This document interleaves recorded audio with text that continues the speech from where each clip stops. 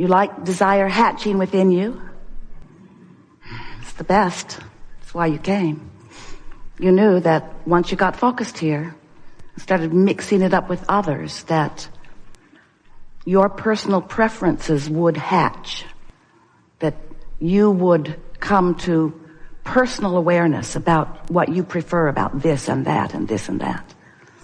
You were so eager because you knew at the time that you made the decision to emerge into these physical bodies that your environment would inspire new preferences and ideas and desires and hopes and dreams and goals. But you also knew that if this time-space reality had the wherewithal to inspire within you, that it also had the wherewithal to deliver it to you in its fullest satisfactory fashion.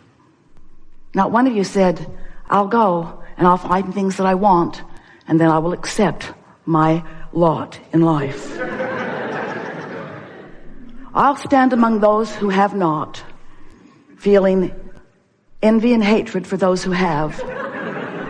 Not one of you said that. You all knew that you were the creator, are the creator of your own reality.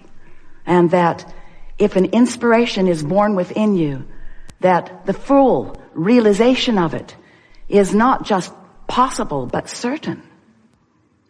But sometimes along your way, you sort of got sidetracked from focusing upon what you wanted and started talking about why you didn't like the absence of it. Jerry and Esther sat on the front porch of their house a few years ago in San Antonio in the middle of a drought. Never happens to you, we know.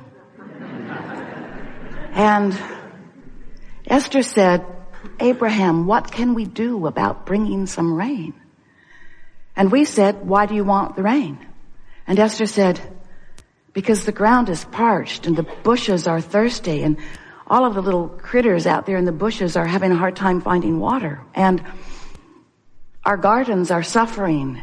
And we said, you're not answering our question. We're asking you, why do you want rain? Not, why do you not want it not to rain? And it was a startling thing for Esther because at that point, early on in our conversations, she was confused about what she was actually focusing upon. Because every subject is really two subjects, with wanted on one end of the stick and the absence of what's wanted on the other end of the stick.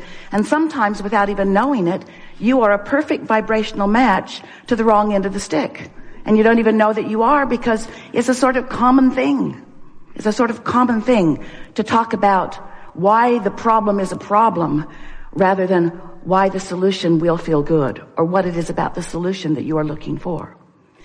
So it is only when you come to realize that you are vibrational beings in a vibrational universe and that the vibration that you are outputting as a result of what you're focused upon equals your point of attraction. So you have this point of attraction, this vibrational offering that is swirling around you everywhere you go, and law of attraction is answering it.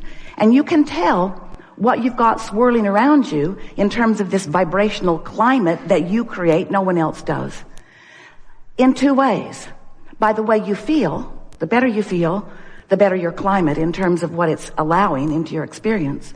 And by what's coming into your experience, because what's happening around you, the conversations you have, the people you meet, the way they behave when you meet them, the way you behave when you meet them, everything that is happening in your world to you is about one singular thing, and that is about your point of attraction, practiced or not. Your point of attraction, deliberate or by default. Your point of attraction that you've prepared deliberately or that is happening because of your response to things. So as you are moving through your life from day to day, you're mixed up with a lot of things, aren't you? You hardly are by yourself. You are involved with so many others on so many topics at so many levels. And in most cases, you are having emotional, we'll say that first. We really want to say vibrational, but we want you to hear it. You're having emotional knee-jerk responses to life which amount to your practiced point of attraction. So the question that we want to put to you right off the bat today as we're getting started is this. Is your point of attraction, which is everything, it's the only thing that matters to you, is your point of attraction deliberate or by default? That's the first big question. But next we want to ask you, is your point of attraction something that you are offering because you've prepared the climate around you? By deliberately thinking, by deliberately appreciating, by deliberately looking for positive aspects, by deliberately meditating, by deliberately quieting your mind, by deliberately awakening and looking for thoughts that feel good, by deliberately making the best of things, by deliberately making lists of things that please you, by deliberately rampaging about things that please you. Is your point of attraction because you've prepared your point of attraction like that? Or is your point of attraction a knee-jerk response to the email you just got, or to something that somebody else said, or to something that you've been living, or something that you remembered, or a grudge you've been carrying around for a really long time? And what makes up your point of attraction? What makes it up is the thoughts you think. The question is, why are you thinking the thoughts that you are thinking? Are you doing it on purpose, or are you doing it by default? So we've been calling this gathering for a while, the art of allowing, because what it really amounts to is you finding a way right here, right now, where all of your power is right here, right now, because this is a junction where you meet you, where the source energy that is flowing to you can be allowed or disallowed by you. Are you practicing the art of allowing, or are you practicing the art of disallowing? The art of allowing what? The art of allowing alignment. The art of allowing joy. The art of allowing yourself to be tuned in, tapped in, turned on. The art of allowing yourself to be in sync with who you really are. The art of allowing yourself to be the true extension of the source energy that you are and that you were born to be. You're so much more than these physical bodies, these beautiful clumps on chairs. That's not all that you are. You're not even individual. You think you are, although you're sort of mashed in here together pretty good. But you're not even individual clumps on chairs. You are consciousness streaming into these physical bodies. You are an extension of source energy.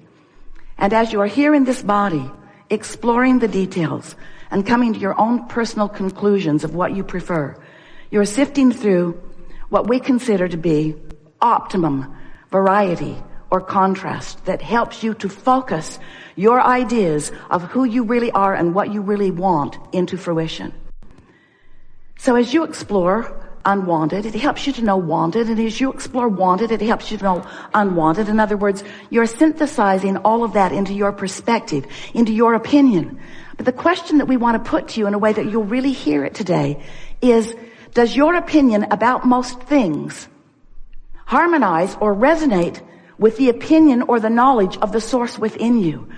Another way of saying that is, do your opinions make your heart soar and sing? Or do your opinions make you angry and frustrated? Because, of course, you have free will to feel the way you want to feel about whatever. We're just saying that since it equals your point of attraction, we know it's a big price to pay to get everything in the world that you've ever wanted, to start tuning yourself to good feeling thoughts. We know that's hard. And the reason that it is, and we are not being sarcastic, we are being sarcastic. But the reason that we are being that way is because we want you to understand that while you absolutely do have free will to feel the way you choose to feel, that there is something that's going on in your world. It's this powerful law of attraction that manages everything, that amounts to, in a word, momentum. Because law of attraction says that which is likened to itself is drawn. So if you give your attention to something for just a little while, as little as 17 seconds, you cross a mark where more momentum ensues, measurable momentum. Hold that same thought, non-diluted, non-restricted, for another 17 seconds. Another thought like it joins it. And once you cross the 68-second mark, we're not kidding you at all about this, there's enough momentum going in your vibration for you to notice a difference in your point of attraction. So, have you been listening to us for a while?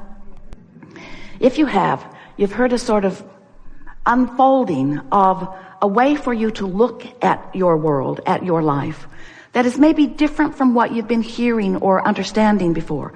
And the reason that we've been presenting it to you as we are is because we wanted to find a way to get your attention to say things that you don't automatically begin to rebuff with the sort of been there, done that attitude. In the early days, as we were talking to Esther about her point of attraction, she argued with us from time to time, but Abraham, it's true. It's true. I'm not making this up. It's true. I'm just repeating this injustice that is true, that somebody should call somebody about to take care of. And we said to Esther on many occasions before we finally convinced her, we are not questioning whether it is true, because there are many things that are true in your world that you do not want to live and that you do not want those who are living it to live. But if we were standing in your physical shoes, the criteria that we would use for what we are giving our attention to and what we are using as our object of attention by which we are practicing our point of attraction, we would be sifting and sorting through this time-space reality looking for things that we want to add impetus to. And even more important, that we want to bring more and more and more into the realization of our personal life experience.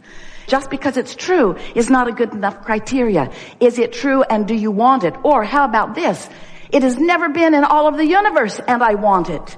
It does not have to have ever been true for you to be the creator of it, because you are the creator of your reality, not the regurgitator of someone else's. And so we talked to you about law of attraction. We told you it was a powerful law. And we said to you, you get what you think about whether you want it or not. And we said to you, you can tell by the way you feel whether what you are thinking about is what you want or whether it is the absence of what you want. And then we began to explain to you that there is a vibrational reality that is the precursor of all manifested reality. It's the vibrational version. It's the version you practice in your mind. It's the version that you practice through living of life. It's a vibrational version. You are spinning off this vortex of powerful positive creation. Because when you know what you don't want, you know what you do want. If you're rude, you want to be nice. If someone is rude, you want them to be nice. If you have not enough of something, you want it. The contrast helps you launch these rockets all day, every day. And we want you to understand that there's a vibrational version of what you desire that is a reality. It is a vibrational reality that the source within you, that non-physical part of you that remains non-physical, that continuous, eternal, non-physical part of you that stands in non-physical support of everything that you are, that non-physical part of you stands with that vibrational reality that you have crafted, in part before you even came into this physical body, because there was certainly a trajectory, who stands now as the further culmination of everything that you have asked for, everything that you have singularly or collectively asked for. There is a vibrational reality about your world, the likes of which humans have not yet seen, but you have the potential of seeing, any one of you, as you begin to stop doing that thing you do that holds you in resistance to this vibrational reality, and therefore begin to allow yourself to be a vibrational match to your own vibrational vortex of creation. Now, if you've been listening to us for a while, you heard all of that. In fact, you've heard it and heard it and heard it. There was a book written, a New York Times best-selling book, on every one of those topics that we just talked about. And the most recent one was the vortex. The vortex. We said to you, get in the vortex, get in the vortex, do your best to get in the vortex, get in the vortex, get in the vortex, get in the vortex. And finally you said, how? You've convinced me that I want to be there. You've convinced me that it's the place to be. You've convinced me that when I am there, good things happen to me, but I'm not that sure how to get in. And we say, you do it by finding thoughts that feel good and practicing them until they are your chronic pattern. That's how you maintain that. So then we've moved a little beyond an explanation. As we now have you convinced, say yes or don't. Coercion is so satisfying and flies in the face of everything we know about law of attraction. So your vortex of creation is moving and gathering, and the source within you is there with it. And everything is queued up for your realization. But what does it take for you to be in a place where you realize, and by realize, we don't just mean you sort of see it in your mind. We